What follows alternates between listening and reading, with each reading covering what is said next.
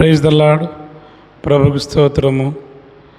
ప్రియమైన సహోదరి సహోదరుడా, ఈ దిన ఉదయకాలము దేవుని వాక్యంలో ఈ విధంగా రాసి ఉన్నది.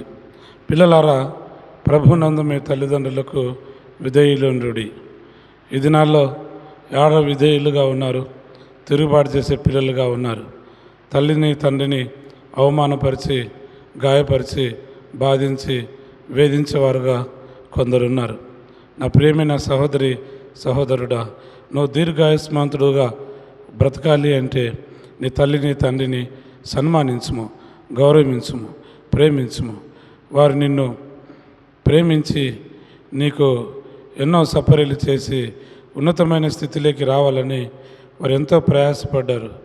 కాబట్టి నా ప్రియమైన సహోదరి సహోదరుడా, నువ్వు గొప్పవాడైన తర్వాత, ఉద్యోగ బాధ్యతలు పెరిగిన తర్వాత, కుటుంబ బాధ్యతలు పెరిగిన తర్వాత నీ తల్లిని తండ్రిని నీవు బాధ్యతను మరిచి జీవిస్తూ ఉన్నావు.